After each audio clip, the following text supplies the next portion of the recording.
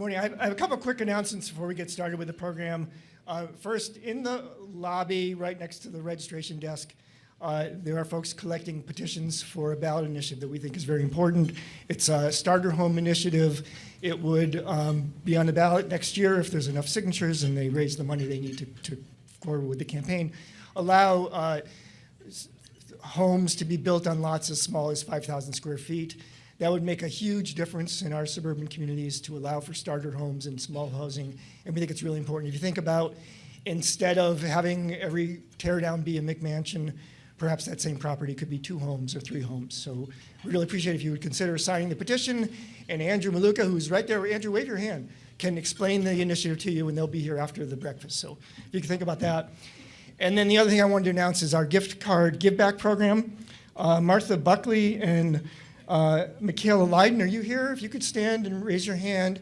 Last week, our restaurants got together and said they were very concerned about the food insecurity issue in general and about the SNAP cuts. And so they together, our restaurants, more than 25 of our restaurants, have agreed to donate up to 25% of their profits from the sale of any gift card you buy now between now and Thanksgiving to Spoonfuls, the recipient which delivers food to people. And I think that first, give an round of applause to our restaurants for doing this. There's more information on the table, but I do hope you'll think about it. I mean, you can enjoy a great night at any one of our restaurants, many of our restaurants, but also you'll be helping with the problem. And we hope you'll also consider giving directly to our food banks and pantries this season. So I wanted to begin this morning before we start with our program to take a moment, have a moment of silence to remember former Mayor Seti Warren, who we lost this week. He was a great friend of the chamber and a friend of businesses, and he served Newton from 2010 to 2018, and you can see some of the moments here.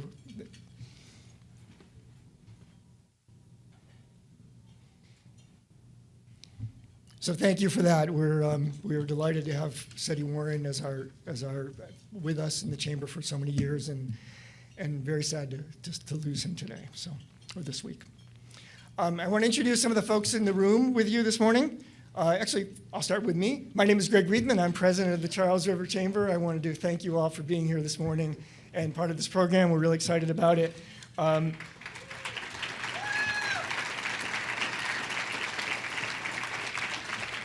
I wanted to also acknowledge that we lost just this week John S. Arazian, who was a business leader, ran Eastern Clothing in Watertown for 50 years and was very active in Watertown, and we're very sad to hear about his passing as well. So this is our 110th annual meeting of the Charles River Chamber. We'll talk a little more about that in a minute. We're very excited that we'll be welcoming Attorney General Andrea Campbell with us this morning. Imagine waking up every morning and not knowing which thing you're going to have to file a lawsuit about or what. It's remarkable what she does, and I'm really looking forward to seeing her and what she has to do and talking with Latoyia Edwards from NBC 10. And we're also presenting an award to the amazing Amy Schectman today. Every year we present an award to one person. It's the R.L. Tennant Award. And you'll learn more about Amy a little later in the morning, but I just wanted to tell you one story. So Two Life operates 12 properties across Greater Boston. They have homes for more than 2,000 older adults across Greater Boston. And they just opened Opus Newton, which is located right over by the JCC across from the farm there. And so it opened on the middle of September, right? Early September. And I went over, and Amy invited me over for lunch, and I walked through the building with her. Now, they'd only been open about 10 days, right? They were still very much brand new, right? Opus Newton has 174 units, more than 240 residents once it's at full capacity. They've been open, like I said, for about 10 days. The place is gorgeous, unbelievable what they do and the service they offered.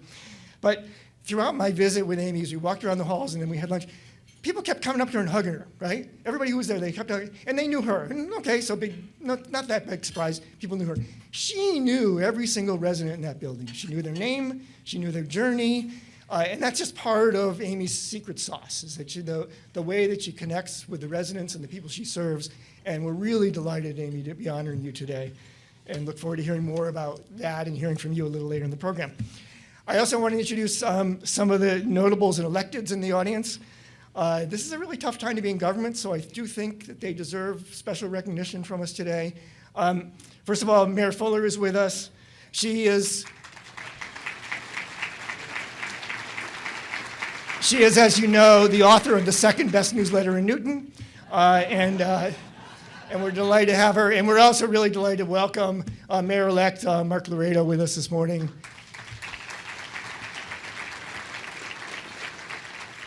So I'm going to actually go through the list of other electeds that you should know are in the room with us today, so you can have a chance to connect with them. Maybe if you hold your applause to the end, because there's quite a few. We're delighted to have from the State House, Representative Alice Peisch, Representative Josh Tarski, Representative Steve Owens, and Representative Greg Schwartz with us. We have the entire Wellesley Select Board, Chair Marjorie Fryman, Tom Wolfelder, Coletto Frank, Kenny Largus, and Beth Sullivan Woods. We also have with us Town Manager Megan Jopp. We have a Select Board from Needham, well-represented Chair Heidi Frail, Kevin Keene, Marianne Cooley, and Catherine Dowd. And we also want to acknowledge that we're here joined for her first time as Town Manager, Katie King, the new Town Manager in town. A familiar face in Needham, but someone new to us.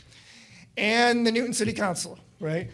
I saw Lyle Baker walk in this morning, Susan Albright, Andrea Kelly, Martha Bixby, Pam Wright, and Stephen Farrell. Those are continuing counselors. We're also today saying goodbye, or at the end of this year, to three counselors who are stepping down, who've retired.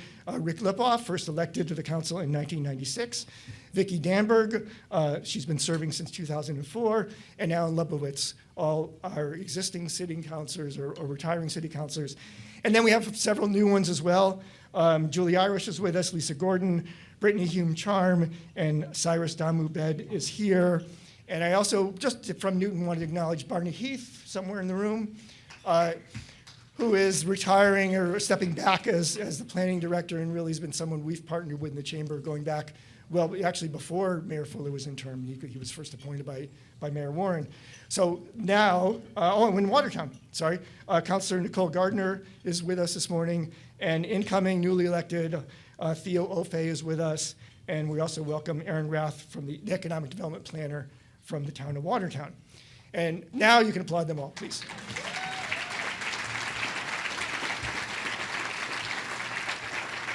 So those partnerships are really important, and like I said, this is not a fun time to work in government, so I think we really have to be appreciative of all they do and the daily things that they confront.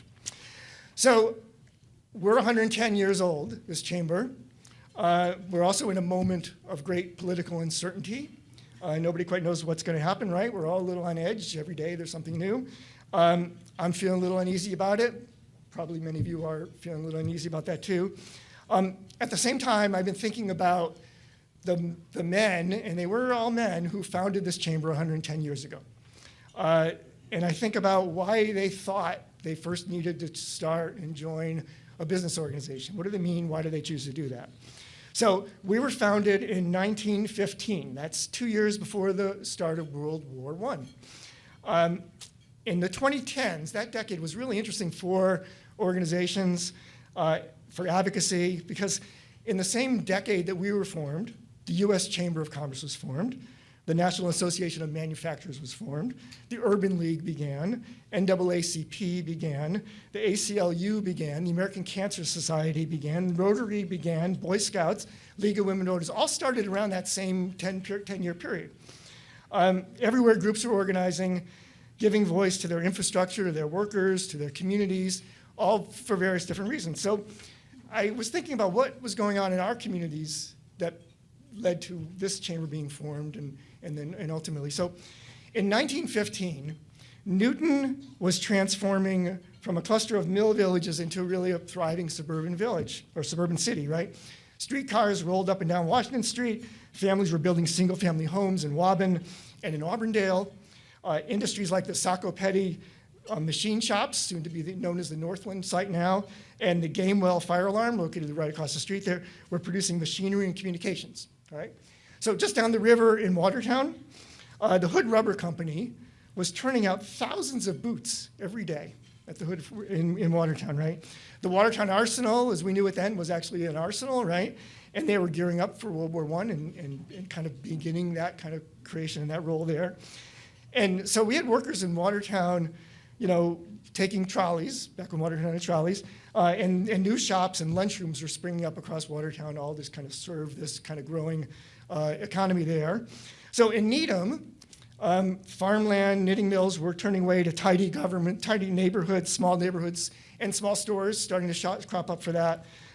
Builders, grocers, shopkeepers were stepping forward, shaping the town's economy for a new century. So we're really seeing it. And Wellesley, same thing. In Wellesley Square, the old wooden houses that lined there were being replaced by commercial blocks. Sidewalks were widened for automobiles, streets were widened, tea rooms and cafes opened for the Wellesley College students and their families. And the town was one of the first in the nation to adopt new zoning laws, which I found interesting. So really, when you think about it, across all 4 of our chamber communities and our neighboring suburban communities, the same story was kind of unfolding, right? Growth, innovation, change, streetcars, automobiles, families leaving the city for greener neighborhoods, local businesses starting, grocers, dress shops, mechanics, builders, popping up all to serve kind of a new mobile generation that moved into our suburbs. And that's, I think, why our business leaders felt they needed to form some kind of organization, right? They needed a way to speak to each other, a place to talk to each other. They needed a way to advocate for better roads, utilities, homes for their workers. They needed a way to support both large businesses and their smallest businesses. And they understood that collaboration was essential, that a shared voice could shape a shared future. So that was how they think they started, right? And then, of course, all kinds of stuff has happened over those years, right, since then. 2 world wars and a bunch of other wars, the Great Depression and other financial crises, several global pandemics, the Cold War, the Civil Rights Movement, the rise of 128 as a technology corridor, and a shift in the economy from then to where we are now to education, healthcare, and innovation. So I think about that, and I think about the unease of this political moment, and I realize we've been through a lot of them, change, upheaval, uncertainty, moments when we really thought what the future of this country would look like or what our fate would be. It's not the first time we've gone through it, and I'm trying to hold on to that to give me some hope, right? Because I think we're navigating a change today, and today the issues really are is how and where people work, and how the jobs are being replaced and what the jobs of the future are, and really importantly, how we talk to each other. So our founders in 1915 gave business a voice. That still drives us today as a chamber and as a community and all of you. Because advocacy isn't just about influence, it's also about impact. It's about ensuring that progress doesn't just happen to us, but happens because of all of us. So thank you for being part of this chamber. Thank you for being with us today and for the work you do in your communities and really being something that together we do this work. So just as our founders showed up for us 110 years ago, appreciate you showing up for us today and in the future. So now I want to just thank some of the people who make this possible today for us as a chamber to go on, including sponsoring today's event. And I want to just acknowledge our sponsors for today.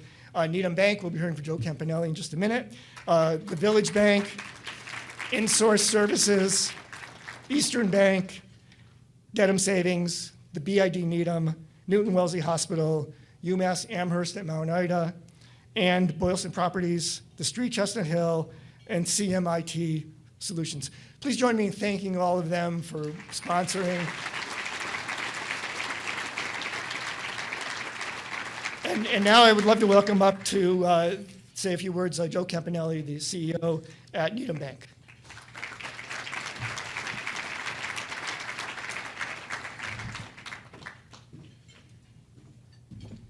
Thank you, Greg, and welcome everyone to a great event here.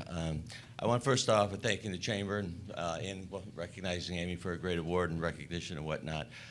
Greg and his team has done a remarkable job of not only bringing us all together on a great networking opportunity such as today's breakfast, but most importantly, tackling the toughest questions out there and challenges we have. And I really want my hats off to him and the team and really going after the housing issue.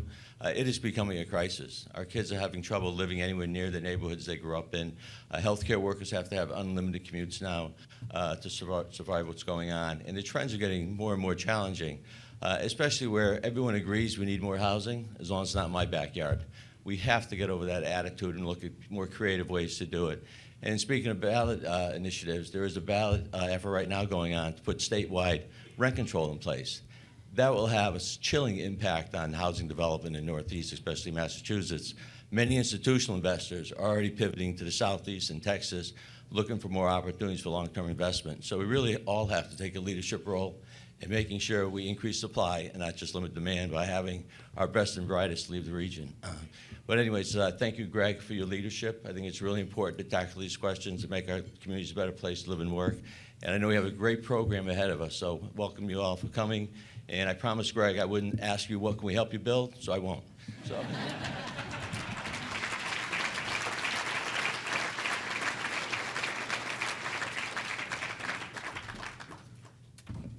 Thank you, Joe. Thank you for your leadership, for being willing to speak out as you do all the time. We really appreciate that, and bringing your whole team here with us this morning. We're very grateful. All right, I have one more story. This one's a little shorter. It's 2017.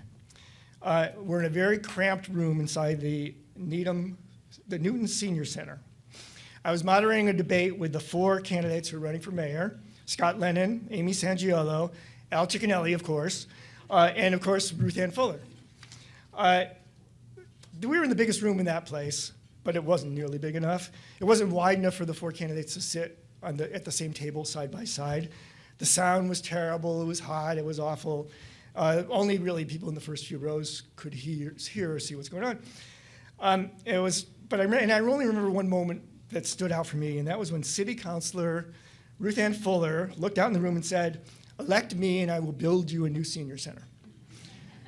On December 5th, a couple weeks from now, she'll be cutting the ribbon, and we'll be celebrating the arrival of the Cooper Center for Active Living, which is an amazing transformation of what's there in serving our older adults, which I think is really important to the theme of today.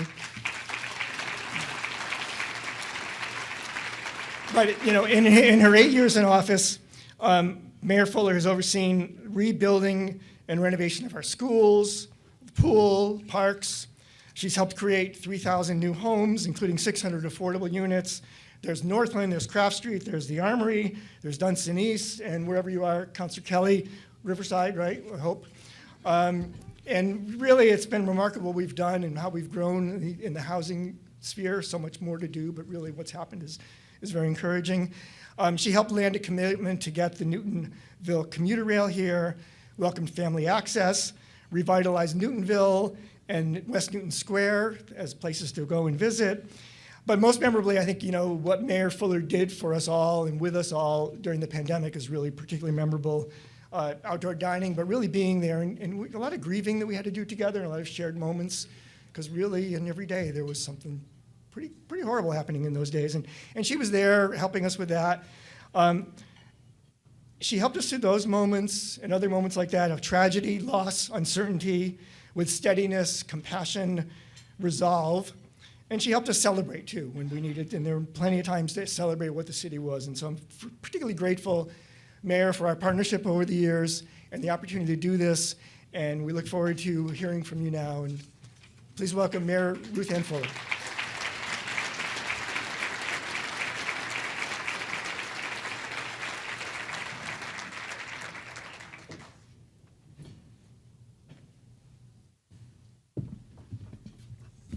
He was very kind, but I must admit I got a little PTSD as you were listing a few of those things.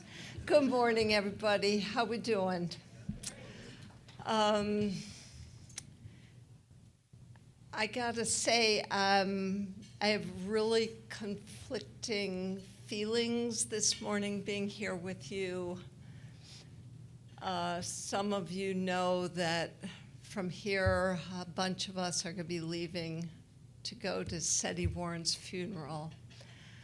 But I can't think of a better place to be this morning, surrounded by such people who care about their community and are coming together.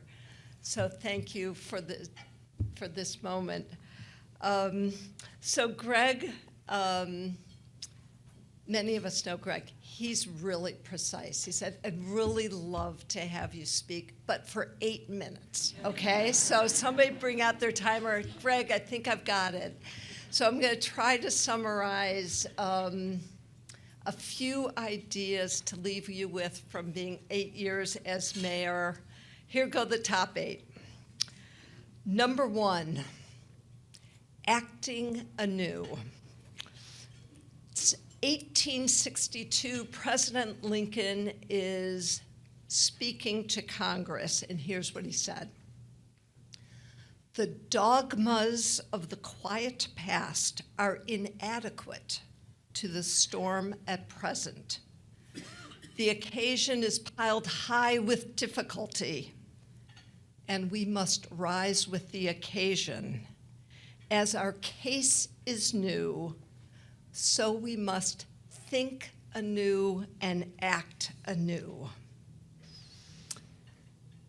Today, that feels less than a quotation and more like a requirement. Our Commonwealth faces serious challenges. Housing and child care costs that squeeze families, long commutes that steal time from our lives, rising food insecurity, and attacks on some of those special attributes that are really core to Massachusetts, attacks on eds and meds, international talent, research, the life sciences, pharma, and more. And I'll note, in Newton, our 2 largest employers are eds and meds, Boston College and Newton Wellesley Hospital. We cannot rely on the quiet dogmas of the past. This moment demands fresh thinking and action from government, from business, and from nonprofits. The status quo is not an option. Greg had a nice phrase just a minute ago, Greg. He said, this is a world that needs growth, innovation, and change. Number 2, people. The superpower of this Commonwealth, this city of Needham, Wellesley, Watertown, are people. It's you. My hopes are bolstered in the stormy present because of women like Attorney General Andrea Campbell and 2 Life's Amy Schectman. You're going to hear from 2 exemplars of creative, high-energy people who are clear about what's right and wrong and who are every day breaking new ground and taking concrete actions to improve the lives of all of us. Number 3, housing. If our superpower is people, then, and we want the leaders of the next generation to stay here, and I would say our older adults to be able to afford to stay here as well, we have to have housing they can afford. Did you notice the first words that Greg Riedman said were about housing this morning? Joe Campanella, there you are. Did you hear his message was about housing? It has been my privilege these 8 years to lead this very good city. And I am especially proud that working with Barney Heath and our city council, we have been able to advance housing in general and affordable housing in particular. Yep, we supported Amy Schectman and 2 Life. The Golda Meir expansion, the Coleman House preservation, and the recently opened Opus. Our largest housing organization for low-income folks is the Newton Housing Authority. They actually have nothing to do with the city of Newton. They just have Newton in their name. But we were able to support the Haywood House, the expansion there. I thank Amy Zarekian, who was the leader then, and Secretary Ed Augustus. Family Aids West Newton Navigation Center. Alice is in the room, Larry Siemens is not. It's a remarkable place for formerly homeless women and their children. We were able to support them. We need the private sector to invest here. Northland, thank you, Peter and Ken. Trio, Newton Crossing, and yes, pressure's on you. I see our chair of land use, Andrea Kelly. Thank you to Robert. Newton Gardens is now opening the Affordable Housing Trust, the CPA, the team at Wynn Companies. Thank you.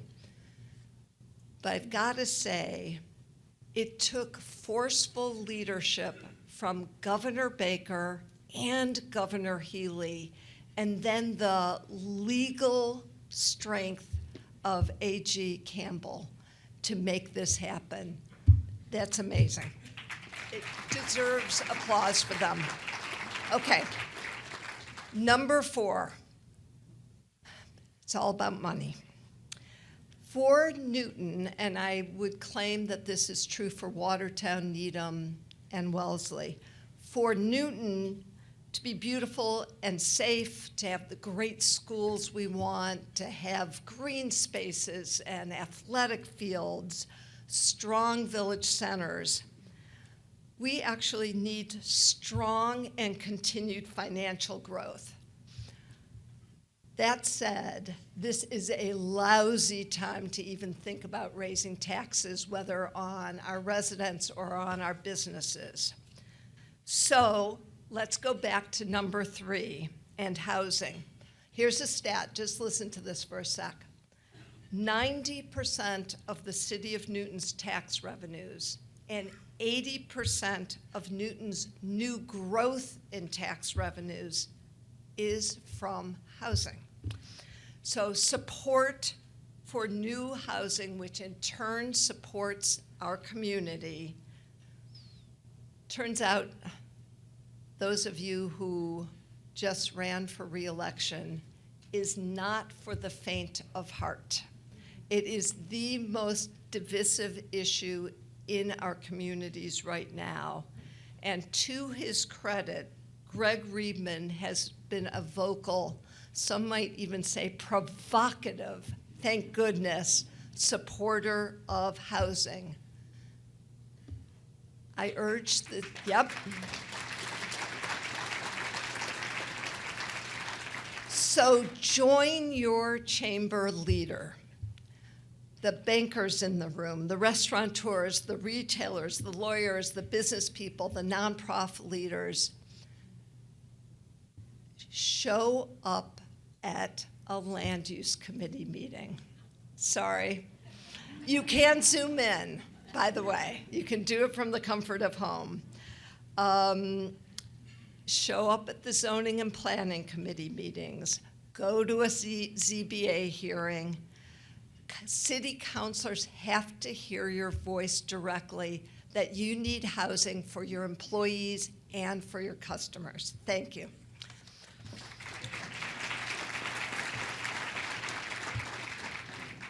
Number 5, time, talent, treasure. We need you. Serve on a nonprofit board. If you're a nonprofit leader in the room, just stand up for 1 second. This is who needs you on their boards. They're looking for you. Okay? And yes, if you're a Newton resident, we want you on a City of Newton Commissioner board as well. I don't know if Dante Capazzo is in the room. He first served on the Auburndale Historic District Commission. He's now sitting on the city's Birdo Advisory Commission. Andrew Coppoletti, Boylston Properties, just joined our Economic Development Commission. Again, be our partners. So last week, in 48 hours, Hattie Kerwin-Derrick, who's somewhere in this room, pulled together the most amazing group of people in 48 hours. The West Suburban Y, the John M. Barry Boys and Girls Club, Eastern Bank, Village Bank, the Rotarians. In 48 hours, we figured out how people could drop off food, non-perishables, no glass, by the way. If you're dropping off, we need you to drop it off, so that we could support the 3 food pantries and the Newton Housing Authority as SNAP is cut off. The government civic partnership, working together, taking action. Invest here, give here, and share here.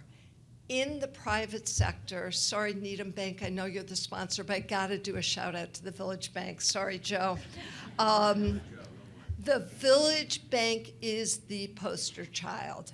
They donate $1 million into the Newton community annually. It's just amazing. Joe DeVito, thank you. In the nonprofit sector, here's a different way of giving. I'm not asking for pilots. Mark Laredo might, as he should. But do the silots, share your facilities, share your training. We've got great examples. UMass Amherst at Mount Ida invites everybody onto their trails, their tennis courts, into their campus dining. Boston College provides funding for Newton-based nonprofits, and this is amazing. For LaSalle, listen up. They give free course vouchers for City of Newton employees. Newton Wellesley Hospital has been an amazing partner. They recently just did a 4-year grant to 2 local nonprofits to support low-income renters in our community. Support us with your treasure, with your time, with your talents, with your facilities. Thank you. Number 6. I called it training, but it's something else, and maybe later you'll tell me what word I should have used. With artificial intelligence, quantum computers, fusion, and rapid innovation, the world of work is just, the rapidity with which it is changing is just exciting and terrifying simultaneously. Certainly our students in our schools, but I would say the young professionals across our 4 communities actually need new skills, upskilling, reskilling. They certainly, the younger people in our high schools, they need apprenticeships and internships and certificate programs, partnerships with employers. All of you are actually better than that than government. So we need your help. If we're going to institutionalize innovation, help us. You're ahead of this. We do have examples that already exist.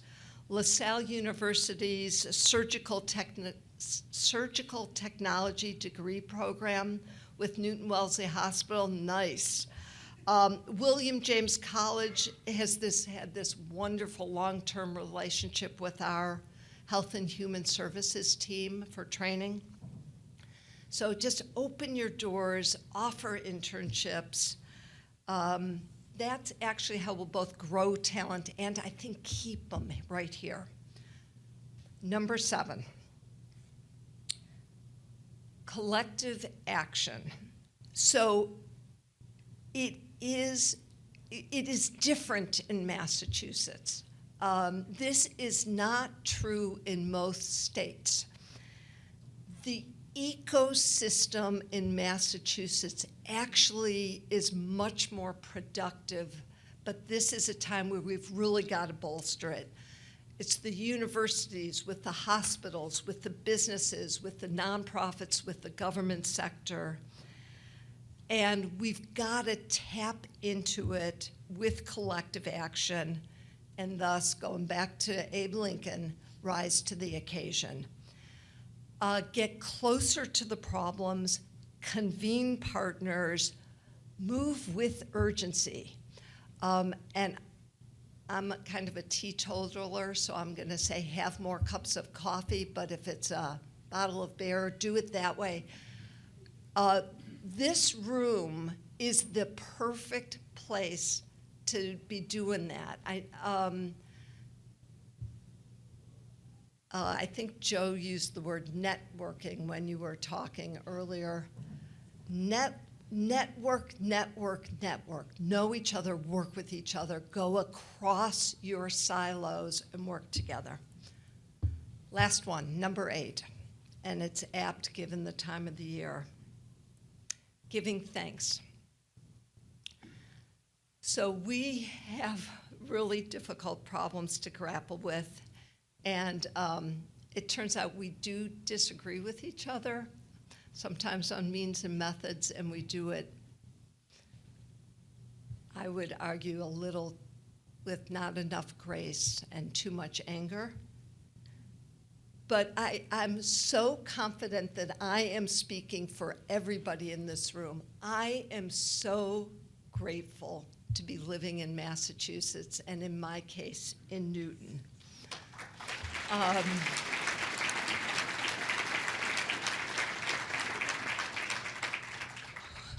We respect rights, including those of women and the LGBT community. We are the Athens of America. It's true, we're wicked smart. We have talent galore. We value science and education. We are in safe communities. We have the most amazing art and culture. And who knew, we can even cheer for the Patriots again. For all that, we should be grateful and then get to work. Think anew, act anew. It is go time, everybody. So, God bless Mayor Seti Warren for his service. And with a full heart, Godspeed to Mayor-elect Mark Laredo for his responsibilities. Thank you all. Thank you. You're very kind. Thank you. Thank you very much to all of you. Thank you.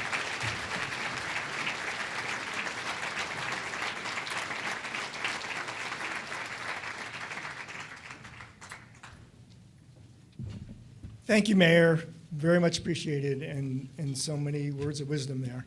So I just wanted to know, if you remember early on, I mentioned that our chamber was founded in 1915 by men, and we had some pictures, you may have seen them over, they were all men. I just want you to know that the rest of the program, all women on stage after I'm done here.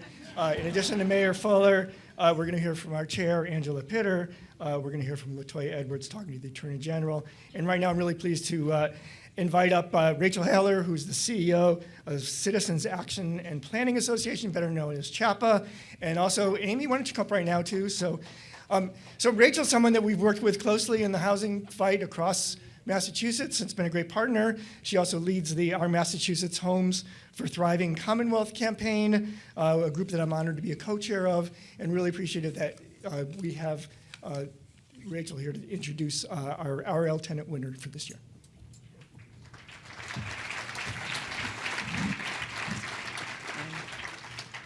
Thank you. It is a true honor to present the RL Tennant Award to Amy Schectman, CEO of Two Life Communities. It is such an honor that I feel like I've won an award just to be able to present the award to Amy. This award recognizes individuals who exemplify exceptional leadership and a deep commitment to strengthening our community. There is no better person who exemplifies these qualities than Amy. Amy is a bold leader who leads with purpose and integrity. She is unflappable, tenacious, witty, passionate, caring, so kind, and she is a community builder who is on a mission. And thank goodness she is on this mission. As we work to meet the state's goal of creating 222,000 new homes over the next 10 years so that people, our communities, and our businesses can thrive, Amy is leading the way to ensure that the needs of seniors are reflected in these goals. Now, setting a goal is critical. A goal is needed so that we develop strategies and we focus our efforts. And when our goal centers people, it means that seniors have choices in where they live and how they age. It means that renters can become homeowners, families can plant roots, and our restaurants and our coffee shops have employees and the customers that they need. Amy is in every conversation at the state level about housing. And in every one of those conversations, she's reminding everyone of why we are there. Now, anyone who has ever visited a 2Life community wants to live there. And I'm not just talking seniors, people in their 20s, 30s, 40s. I'm trying to get on the list now because it is an amazing place, what Amy has built. Amy's work has redefined what it means to age with dignity, purpose, community, and joy. As CEO of 2Life Communities, Amy has led an extraordinary era of growth and innovation. Under her leadership, 2Life has added more than 700 new adaptive and affordable homes for seniors. She's modernized over 1,000 more and nearly doubled the number of residents who now call a 2Life community home. Her creativity and her courage are unmatched. When she saw the huge gap that was facing middle-income seniors, those who earn too much to qualify for affordable housing but not enough to pay the market rate, Amy worked with her team to develop a new model, Opus. This is a first of its kind. It just opened its doors about a month ago on the JCC campus, and it is redefining what affordable can mean for the missing middle, and it is really setting the standard nationally for what housing for people who are aging can look like. We all benefit from Amy's work and her advocacy. She is one of the most passionate and effective champions for affordable housing. She is a coalition builder who knows that we are stronger together when we work together. She sees the connections between housing and economic mobility, housing and health, housing and our healthy economy, and housing and the quality of life.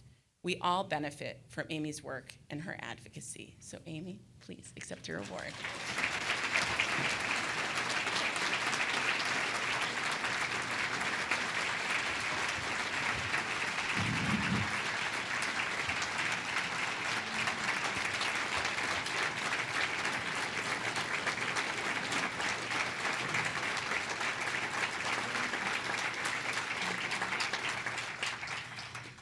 Kind of hard to live up to that introduction, but thank you. And thank you to the Chamber for this incredible honor. It is especially meaningful to me because I so admire the work of this Chamber.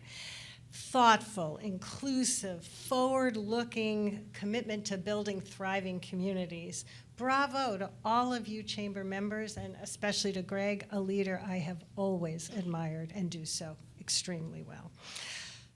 Well, this name is on my award, and I appreciate it. Let's be clear. This honor is a recognition of 2Life communities. I couldn't be here without the commitment and the brilliance and the talent of the whole 2Life team, the board and staff, and I think you're here today. Wave so everyone can admire you.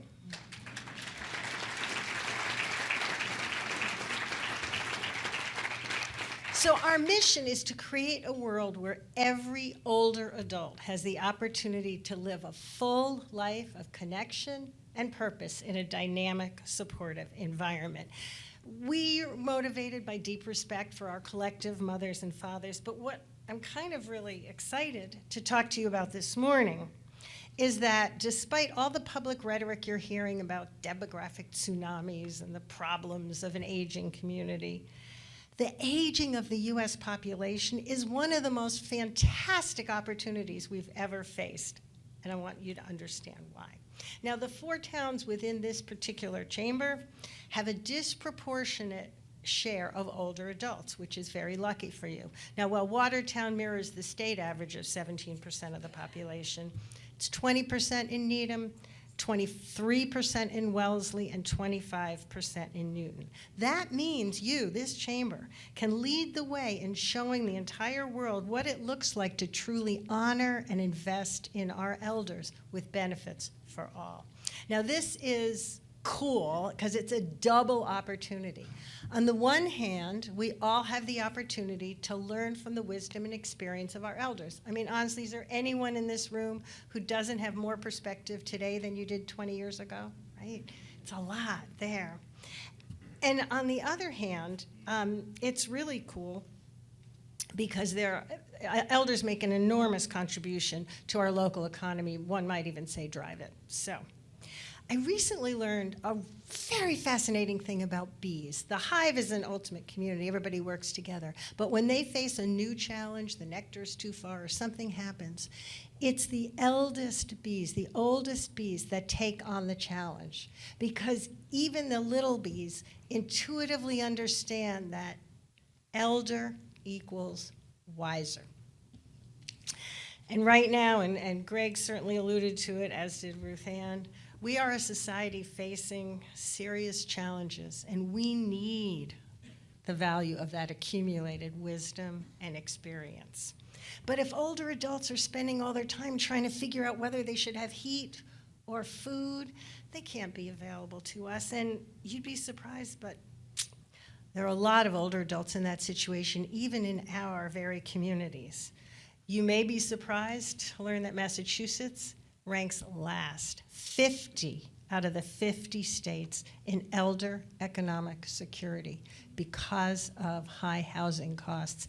And the cities and towns in this chamber have among the highest housing costs in the Commonwealth.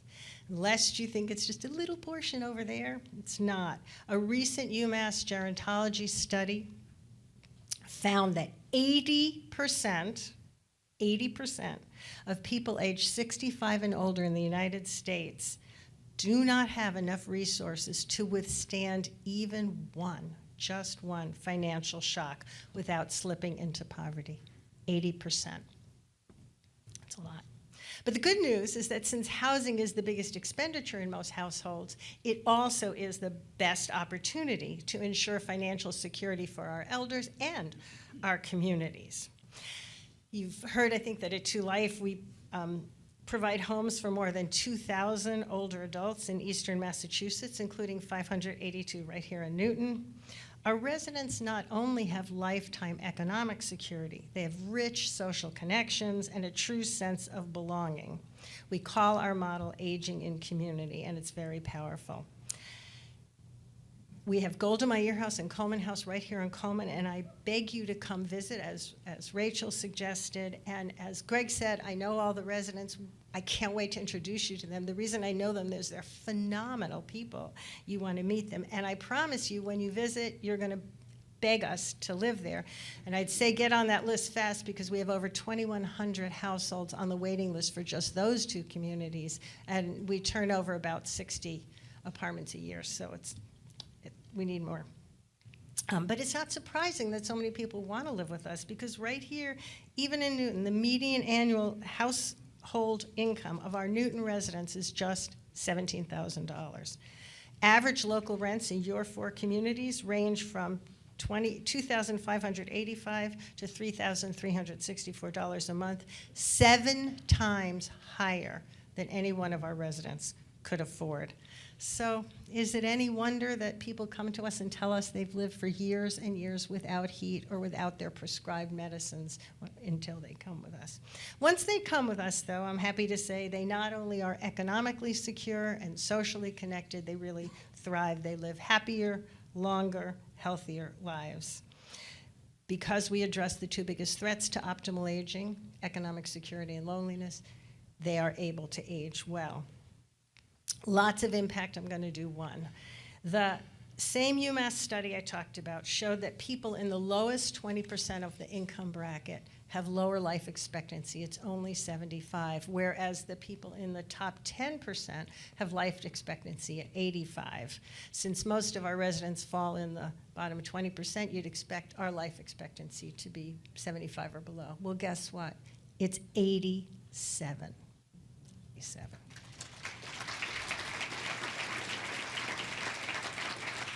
That's the power of community. Aging in community actually erases the impact of wealth on longevity. I think that's incredible. And because it's incredible, I think it's also morally imperative that it's available to everybody. Many older adults, including, and you've heard about them, those living right in this chamber area, fall into what we often call the forgotten middle. People who've worked hard all their lives, lived solid middle-class lives, contributing to our communities, but as they age, they find themselves without any aging in community options, having too much wealth to qualify for subsidies, but not enough for the market, which is only for the very high end. And until now, there really were no options. But now there are. I'm proud to share, and you heard that on September 15th, we opened our first community for this population. It's called Opus, and it's sparking a lot of national attention as one of the biggest innovations in the senior housing field. We built it on 4 principles. 1, valuing the experience and wisdom of our elders. Every resident has committed to volunteer at least 10 hours a month, adding to the richness of the community programs and creating a real culture of loving kindness. 2, care navigation. At any age, but especially for older adults, it is really hard to navigate the healthcare and home care systems.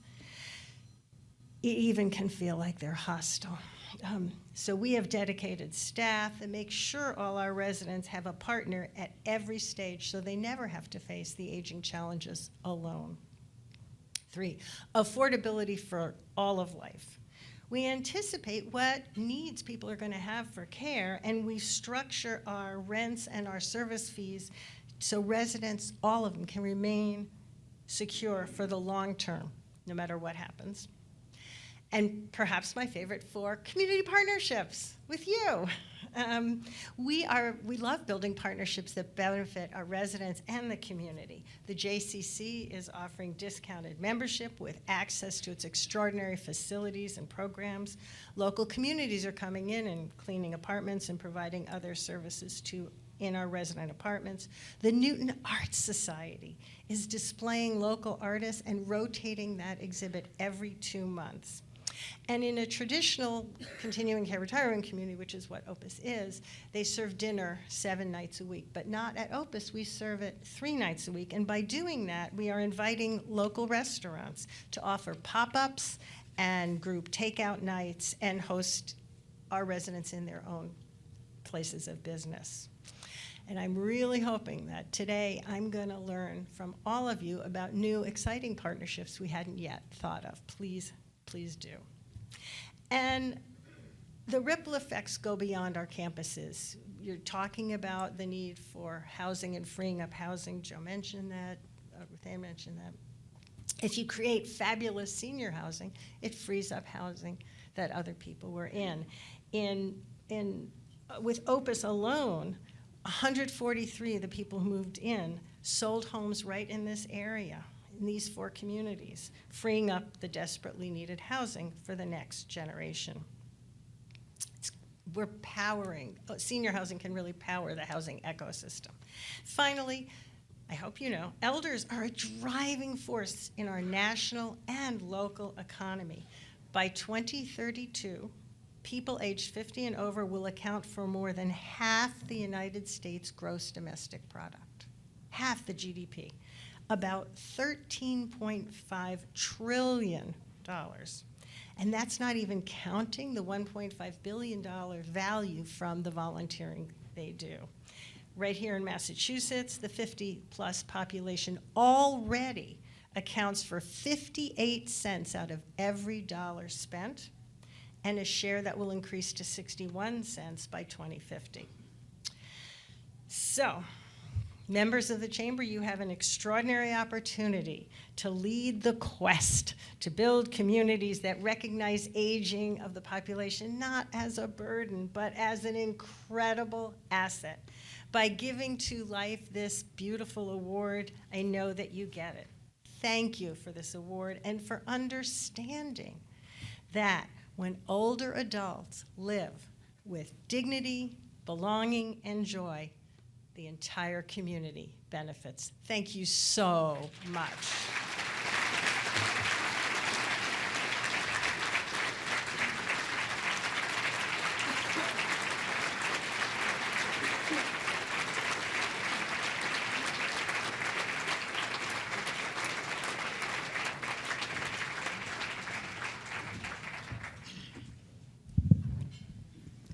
Good morning. Yeah. I'm Angela Pitter, founder of Livewire Collaborative and the proud chair of the Charles River Regional Chamber. On behalf of our outstanding board of directors, and if you're in the room, board members, please stand. Yeah. Thank you for your leadership and all the work you do for the chamber. But before we begin, I'd like to honor someone who helped shape this city. As you know, we've lost Seti Warren, our first Black mayor, a leader who knitted our community together one conversation at a time. His tenure unfolded alongside Governor Deval Patrick, President Barack Obama, a moment when 3 Black leaders simultaneously held power in Massachusetts and the nation. A moment that changed what an entire generation believed was possible. We honor his memory by continuing the work. Today's fall breakfast presented by Needham Bank lands in a season of milestones. Our chamber marks 110 years, Newton Free Library turns 150 years this week, and Myrtle Baptist Church just recently commemorated 150 years of faith and community. Institutions endure when communities refuse to let them fall. I'm honored to welcome 2 extraordinary women, and their stories matter every bit just as much as their titles. First, our moderator, Latoyia Edwards, Emmy Award-winning anchor for NBC 10 Boston and NECM, named one of Boston's magazine's most influential Bostonians, and twice honored on our chamber's most influential Business Leaders of Colors list. She's a Dorchester native, Boston Latin Academy grad, and magna cum laude alum of Emerson, and fun fact, Miss America USA 2002. Latoyia started as a news writer at WBZ 1030 and has been a voice in living rooms across New England for 2 decades. She's earned every single second of airtime. Latoyia, thank you for your credibility and your heart and bringing your heart to this conversation. And our featured guest, Massachusetts Attorney General Andrea Joy Campbell. Raise your hands if you need a little joy right now. At this moment, joy isn't just aspirational, it's essential. From Roxbury to Princeton to USA Law, she built a career around opening doors for people who've had too many closing them.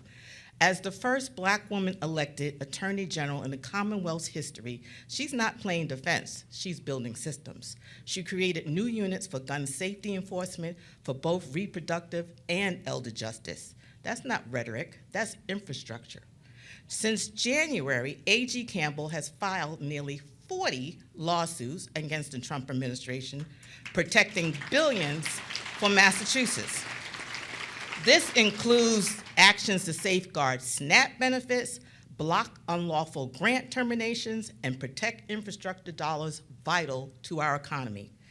Her office sued the town of Milton to enforce the MBTA communities laws, which expands multifamily housing near transit. More homes near transit means towns can actually afford to live where they work. That's good for families, and that's good for business.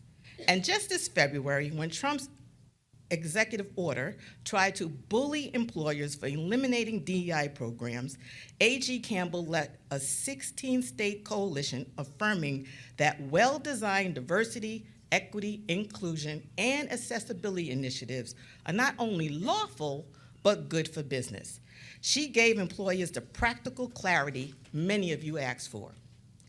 Because this is a civic room, I want to remind everyone that A.G. Campbell is running for re-election in 2026. If her work resonates, if you believe that law should open doors, not slam them shut, if you need more joy, then learn more at andreacampbell.org and make a plan to vote. And here's why this all matters. Strong communities aren't accidents. They're built by people who show up and do the work, by journalists who ask tough questions with empathy, by public servants who turn values into policy, and folks like you, business owners who sign leases, hire teams, and keep the lights on. That's the energy in this room. That's how the Charles River Regional Chamber has sustained 110 years of impact, and how we'll meet the next 110. And now, let's welcome our moderator, Latoyia Edwards, and Attorney General Andrea Joy Campbell for a conversation about justice, growth, and what it takes to keep Massachusetts competitive and compassionate. Latoyia, A.G. Campbell, the stage is yours.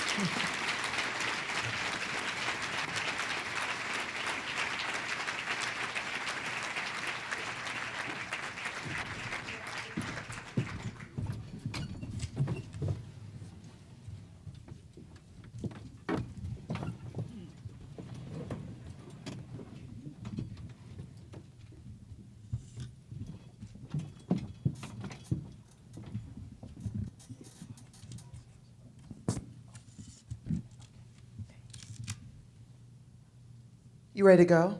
All right, let's do it. Let's get the energy going. Attorney General Andrea Joy Campbell, thank you so much. Thank you. Thank you. Good Well, morning, everyone. Listen, first and foremost, before we go, we have to have some thank yous.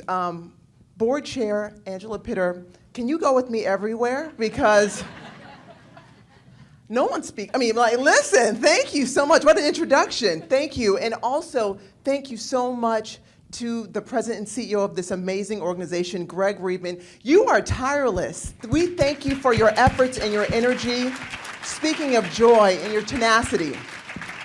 And to everybody in this room right now, you may have different points of view, but you're unified in your commitment to making this region thrive, and for 110 years to be a part of an organization like this and joining us for breakfast when I know you have so much to do, but we promise this will be good. So thank you for sticking around.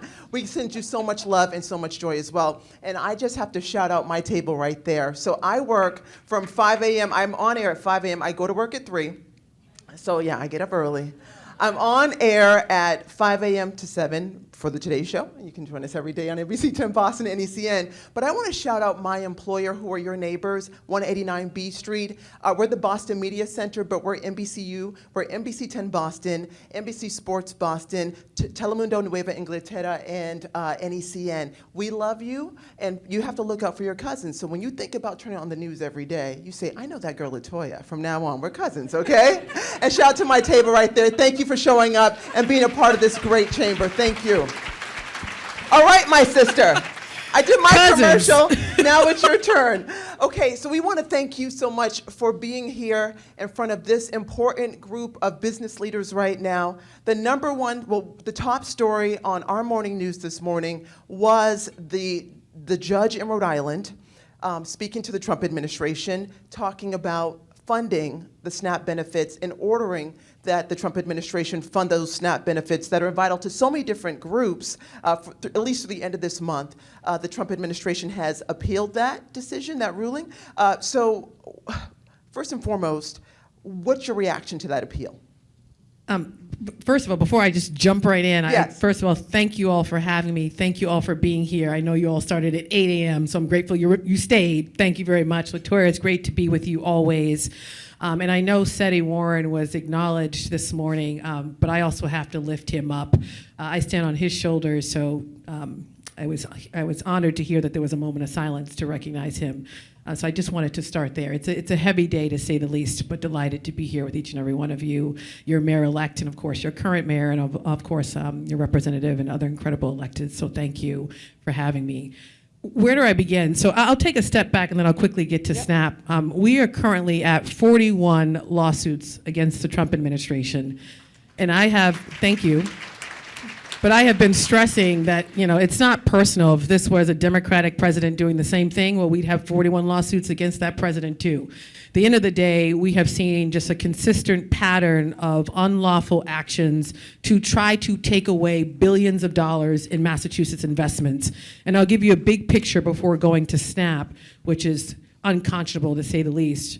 Our 41 lawsuits have protected over $3 billion. They tried to come for $3.24 billion in Massachusetts investments. Our lawsuits have protected $3.02 billion in Massachusetts investments. So what is that? It includes $210 million for our public schools. It includes millions for public health. It also includes, of course, resources for transportation projects, infrastructure projects, jobs, you name it, grants to our higher ed institutions. So it is a range of investments that we are protecting that everyone in this room, including law enforcement that I see is present, depends on to continue Massachusetts leadership, not only across the country, but globally. So we'll keep fighting the fight for those investments, particularly in the context of SNAP. I don't care what your political affiliation is, everyone should be horrified that as we sit in this room, there is families, children, elders and seniors on fixed income, and many others who are without SNAP resources for the month of November. I was with a family yesterday at Arlington Eats that does incredible work to provide food to folks, and a mother said, I am cutting back on what I'm eating to ensure my children have access to food. And these folks aren't sitting on couches. She works, like so many others. And so we filed a lawsuit, and I'm proud that Massachusetts led this effort, leading several Democratic AGs and governors in other states when their Republican AG would not join our lawsuit to protect access to these resources. This is 42 million Americans across the country, 1.1 million folks here in Massachusetts that depend on SNAP resources. So we won that lawsuit initially. The Trump administration wouldn't have done anything but for our lawsuit. They decided to partially fund instead of fully funding, even though they have access to billions of dollars to fully fund. And if they had fully funded the resources, there would have been no delays. Everyone in this country would have their SNAP benefits as we sit here. But they chose to partially fund, which actually required states, including our own, to reprogram systems, to do a whole bunch of things that have caused additional delays. And what's worse, maybe it's a bit of incompetence, they got the formulas wrong, so had to go back to the table and send us new tables, which caused additional delay, including here in Massachusetts, where folks don't have benefits now. The judge in Rhode Island yesterday ordered them to have full benefits as of today, and an hour after that decision, they filed a notice to appeal. So they are appealing that decision, which is horrible and unconscionable, and why, and I'll end with this. Never in the history of our country, even during a government shutdown, whether it's Republican or Democratic president, has a federal administration ever stopped SNAP resources and SNAP benefits for our families.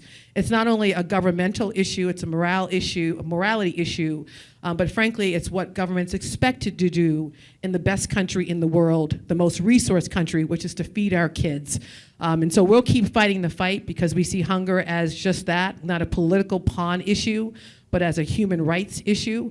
And so hopefully, with our separate lawsuit, not Rhode Island, but our Massachusetts one, we will get folks the relief they deserve and hopefully get benefits to our folks in the immediate and maybe as soon as Monday. Thank you so much for that.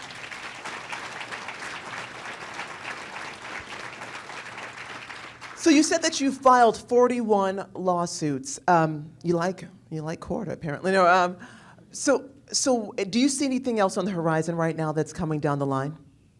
I think the thing that we're probably most concerned about is not just additional resources coming, Right. but as the government continues to be shut down, the lack of services. So Logan Airport now has done away with some flights because people aren't showing up to work because they're not getting paid. We're worried about heat assistance. These are grants that we rely on from the federal government to heat our homes and to help our most vulnerable, including seniors and veterans, have heat services. So we may have to file additional resources as the government is shut down to continue to ensure services and information resources are flowing to Massachusetts.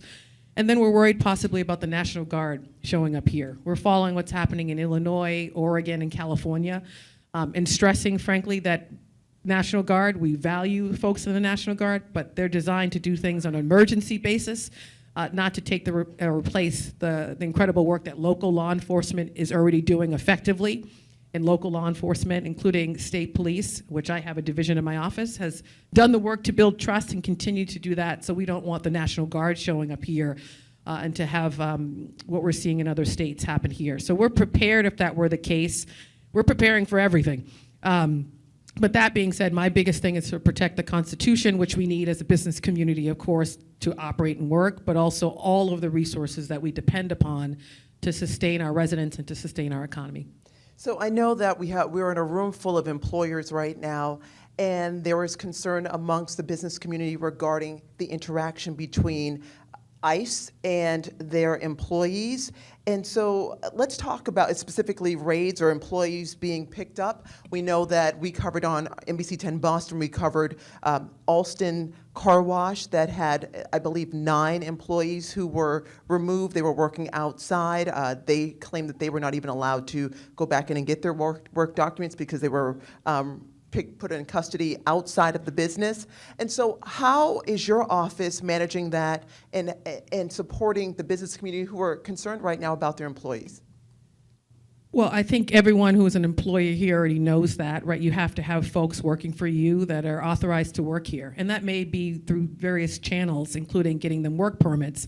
And I will say we were actually productive in working with many employers, frankly, with the Biden administration to ensure that folks who are seeking work permits, that the timeline to get those work permits was shortened because it was such a bureaucratic and lengthy process. And we have folks here who are seeking asylum or in TPS, other statuses, who need work permits. And so we continue that advocacy with the current administration. So it's just a reminder to employers in the room, you know what your employment obligations are, and folks are following that. What's unfortunate is an immigration policy that is cruel and inhumane, to say the least. The folks that we are continuing to gather information on, including the folks from Alston, most of those folks were here not only working lawfully, but seeking asylum, active open applications for asylum or other ways in which to remain here. And so they are targeting folks who are here legally and lawfully, or who are actively in a process to try to gain some type of citizenship or status here, and folks who currently have work authorizations. So I push back on this narrative that they're suggesting we're doing it to promote public safety. No, they're doing it to promote fear and to perpetuate fear in our communities. And it's making not only it more difficult for the folks who are being detained and their families, and in some instances, just families that are unaware of what to do and how to respond. The trauma they're feeling, I don't want to discount, is horrendous. But it's also making it difficult for even local law enforcement because they don't have authority here. Federal authority lies with the government on immigration issues. It makes their jobs harder too because they can't step in to do what we would want them to do to protect our people. And then you have ICE agents who are showing up masked, which also creates more fear in the tactics they're using, which also makes our jobs harder. So we're doing what we can to not only in real time do rapid response for folks who are unlawfully detained, ensuring they have access to lawyers, access to potential resources for bond, doing everything we can on the litigation front to stand up for due process, as we did in the Rumesa case, the tough student, and so many others. We also have active litigation to protect TPS and other types of status, including our international students and student visas, which are under attack, and we know that's important given our higher ed institutions are critical for our economy. And we're working with employers as well. So we're doing what we can, but I will end with this because I think we've been doing a lot of know your rights trainings for folks to understand what their rights are as bystanders, what their rights are if they were detained by ICE, and what the limitations are for us. The federal government has immense authority here to not only decide what their immigration policy is, but to implement it. And even if we see something horrific and egregious by ICE, very difficult to hold them accountable. If we were to arrest an ICE official for something egregious, doesn't mean it's necessarily unlawful, and a judge would probably dismiss it outright, because frankly, that's the responsibility of the U.S. Attorney's Office at the federal side to hold them accountable. And we're seeing that they're not willing to do that, which is really sad to say the least.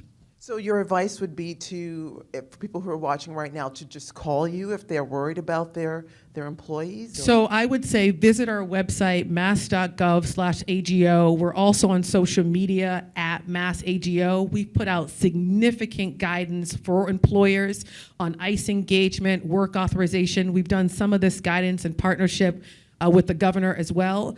And we put it all on our website. We update it in real time. So we encourage you, your general counsel, and other team members to take a look at that. And within these documents, we have resources, including contact for my office, if you have to follow up and have specific questions with respect to your particular organization. And we've done the same, not just for the private sector, nonprofit as well, and even more specifically for healthcare institutions or other types of stakeholders too. So please check out our website, and we always make ourselves available. And I just want to alert you, we're going to leave a couple minutes at the end. I would love for this not just to be a conversation at you, but a conversation with you. So please get your questions sort of in your mind right now, and we're going to have a microphone, Greg will, to go around and ask a couple of questions directly from the audience. A quick heads up. Okay, so now we want to switch to, a lot has been made, and I was happy to sit in the audience and hear what's very important to you, and housing. Can I just add one more Yes. thing? Because Please. of the space we're in, employers, I have also been thinking it's really important. We all have pulpits and an opportunity to sort of speak out, even as organizational leaders, as private citizens. And on the immigration front, I can't stress enough that the narrative that continues is we're doing this because of public safety issues. This suggestion that every immigrant is somehow a criminal and perpetuating crime in our communities, which we know is total nonsense. And here in Massachusetts, we depend heavily, as does the rest of the country, on an immigrant workforce. And let's be clear, we're all immigrants anyway, but on an immigrant workforce. And even in the context of Haitians, we were in the weeds on this particular population to protect TPS status. We were successful in pushing that back. So right now, TPS is extended through February of next year because of our efforts, which was supposed to end in August.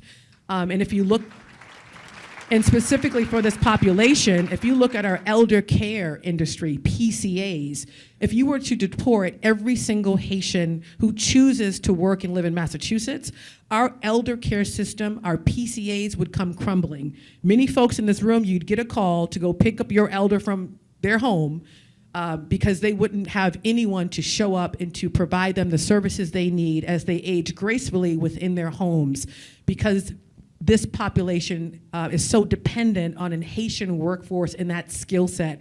So I just wanted to make it relevant because I think at times it can feel so detached. But employers have a unique obligation to really, in this moment in time, lift up what immigrants are doing for your organizations, what they're doing in your community, and of course, cultural contributions and other ways in which they're informing our Commonwealth is critical to be able to name that in this moment in time. That was very important. Thank you so much for that. As I was talking, the housing topic, it seemed like it is the #1 common thread that everybody in this room wants to have addressed. And so, and specifically with your office, I know you do different avenues with that, but the MBTA Communities Act, very busy. Your office very busy with that. I like how you just paused there waiting. So tell me. Tell me more. No.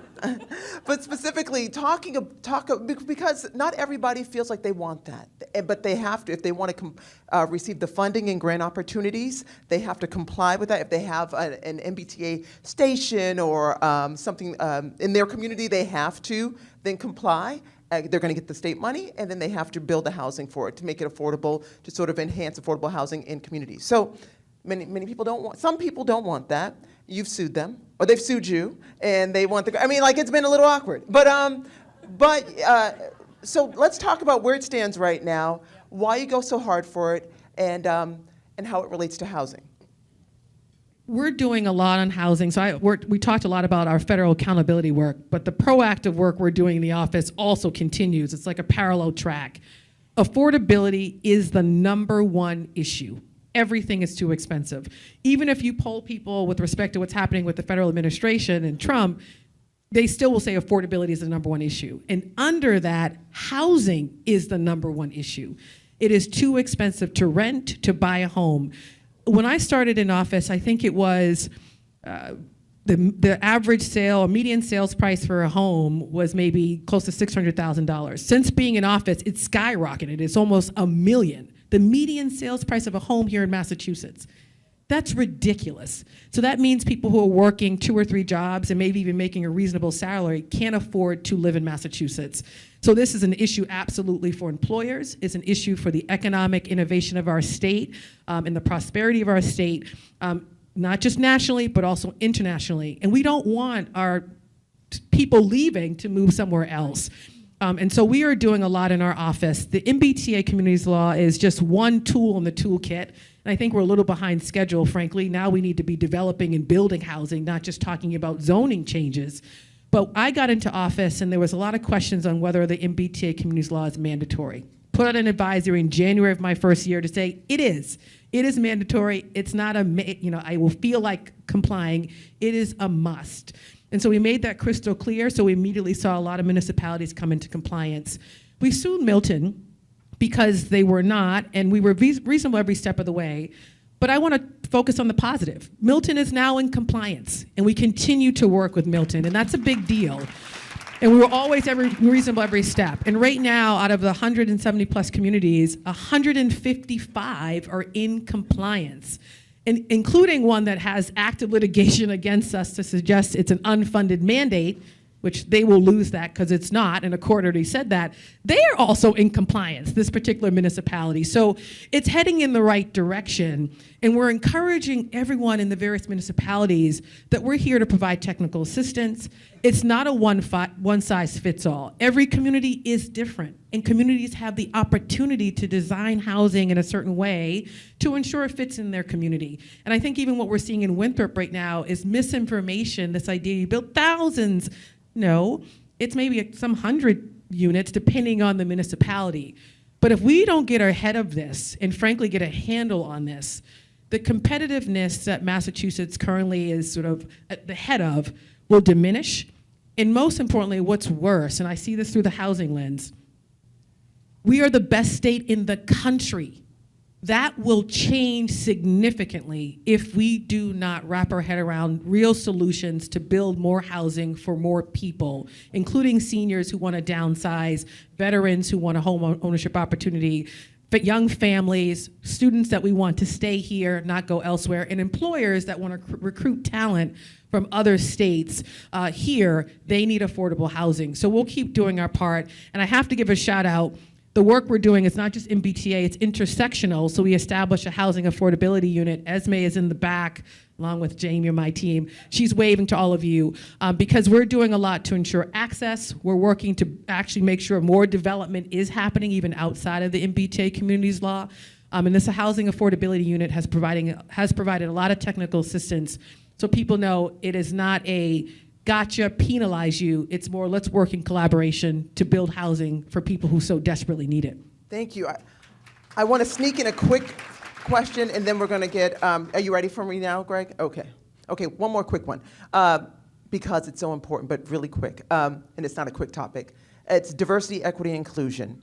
So in Massachusetts, we've received, the Trump administration has let us know how it feels regarding diversity, equity, inclusion. It's not encouraged, the policy. In Massachusetts, the business owners who are sitting right in front of you who may be in favor of that policy, and again, diversity, equity, inclusion involves people of a certain age, older, people who are veterans, disability, all of that. It's not black, white. But how do these employers move if they support that policy because they want to be in compliance with our federal leadership? Can you give some advice to that? And I like that you said diversity, equity, inclusion, and some would even add accessibility. There's nothing wrong with these words. We should keep using them, number one. Second, the Trump administration would have you think that these policies are unlawful. As we sit here, no executive order, nothing they have done in this context has made any of these policies, initiatives unlawful. They are still lawful. We made that crystal clear in some guidance we also put out on our website to ensure all of you have access to this information. And all of this guidance, by the way, isn't like 20 pages long. It's short, sweet, to the point, to equip you to keep doing what you're doing. They want us to think that these DEIA policies is unlawful discrimination. That is not the case. We know what unlawful discrimination is. Set-asides, for example, based on race. We can't do that. We know that. These other ways in which you ensure that your companies, your board tables, your institutions are diverse and have greater perspective, we need more of that. We don't need more reports for everyone in this room, hopefully, to know you have a greater diverse workforce, you have better solutions to the problems because you have more input for more voices. Your bottom line goes up, it does not go down. In addition to that, the work complaints or potential discrimination complaints goes down when you have a greater workforce that is diverse, and also folks dedicated to taking this on. In addition to that, your customer and consumer experience is also better. There are reports on this from so many different institutions. So we're here to support you. Your AG has your back as you continue in the face of the fear that they're trying to create for organizations to say, this is the opportunity to step up, exercise leadership, and we're here to join you in that, even though you have some tough considerations to make. And then lastly, we recognize they're trying to attach DEI to grants.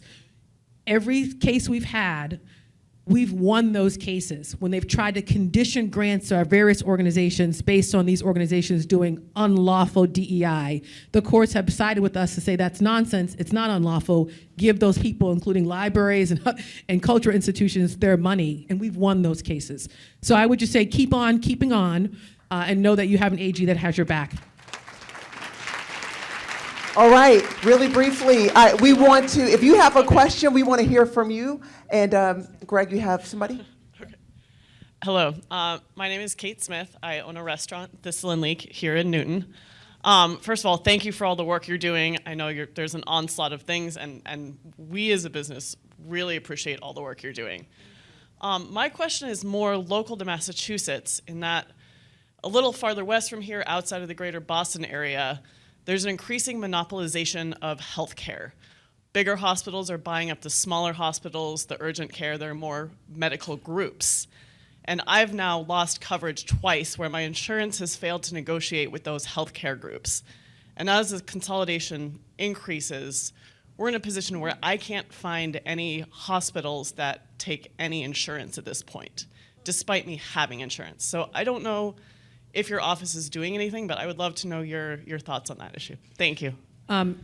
Actually, I would say Carlos and my team is right there. If you could follow up, because it's so specific to specific healthcare plans, we could probably offer additional resources and greater context and to ensure that you don't have gaps. But it's something we're absolutely seeing. And you're seeing it in the news play out.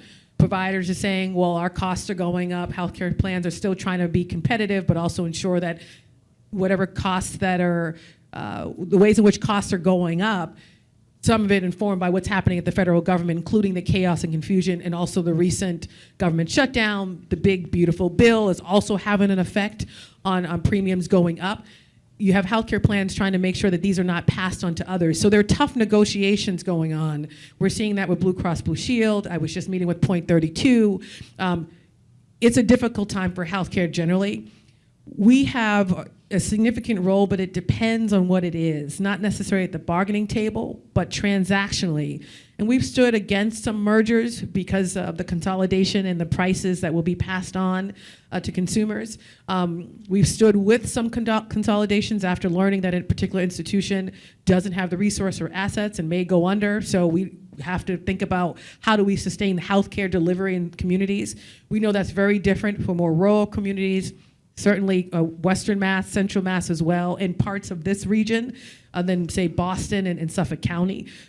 So we do a lot in this space, but specifically in your context, let's follow up, because we want to be helpful to see how we can close the gap there, if we can. Wonderful. Thank you. Okay, one more. You have another quick question, Greg? Okay, perfect. Hi, my name's Kylie Cutler. I'm a resident of Newton Lower Falls.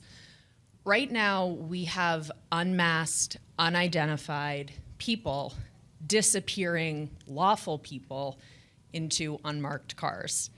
is that legal, even if maybe they are ICE? Like, we don't really know who they are. Is it legal? So, big picture, most of what we're seeing by ICE right now, while I might find it egregious, I may find it cruel, horrific, and unacceptable, it's not necessarily unlawful. And that's what's sad. Our local law enforcement, state police included, can't go out unless it's a certain type of operation with masks on, arresting people, taking them away in unmarked cars. Even if an officer engages, they have a badge, they have a name, they have identification, you could ask them for their badge. It's a different level of transparency and accountability. And then if something goes terribly wrong, I, along with many others, including our district attorneys, have tools to hold them accountable. That's not what we're seeing here, because the person that would hold them accountable, the U.S. attorney, is unwilling to do that, and made that crystal clear even in a post that she put out against me after I was on the radio, saying, I think they should not wear a mask. And she said, well, they're wearing masks anyway. We ignored her and moved on. But she's not doing any accountability, and that's unfortunate. In addition to that, she has said they're going to continue to be masked because of safety concerns. I disagree with some of that. Our officers go out every single day and have safety concerns, and yet they still do it with transparency. So this is where our tools hit a limit sometimes. That being said, we're still tracking all of the cases to look for patterns, and if there's an opportunity to go in court to hold them accountable for racial profiling, we will do that. But the Supreme Court just made that more difficult with a recent decision that has essentially given them just a blanket check to be able to racially profile folks, including based on language. That came from our Supreme Court. So our tools may hit a wall, and this is where I guess I have an opportunity to lift up civic engagement, which Angela mentioned earlier, and also with recent elections here and across the country. Our tools will hit a wall, so it's a loving and friendly reminder that these folks didn't get into office by themselves. They were voted in. And so if you don't like what you're seeing, I would encourage you not only to vote yourself, but to tell more people to vote and to get them to understand and see what's happening. I was encouraged by recent elections here in this state and across the country, but I remained saddened still by the level of turnout, even in our elections here in Massachusetts, in our gateway communities, other communities. It's still quite abysmal. So I see this as an opportunity to push for greater civic engagement, and that's not just voting, that's just one way, but also other ways in which you showed up at a rally or you're showing up with civil obedience in other ways. That is equally important because unfortunately our hands are limited in holding ICE officials accountable, including for the conduct you just mentioned. One piece I will just add is we do have litigation to still stand up for due process and ensuring folks have access to lawyers, can go into court and challenge someone who's picked them up and said they're here unlawfully, including some of the workers in Alston, to say, no, I have paperwork and I'm here lawfully. But I'm mindful they still suffered significant trauma, and that maybe will never go away. And so if we want different policy coming from a White House or a federal administration, it's incumbent upon all of us to stand up and do something differently and suggest that something is different. Please join me right now in giving our Attorney General, Andrea Joy Campbell, a huge round of applause. Thank you so much for your time. Thank you. Thank you very much, everybody. Have a great morning. We much appreciate you having you be here. Attorney General, thank you for your service.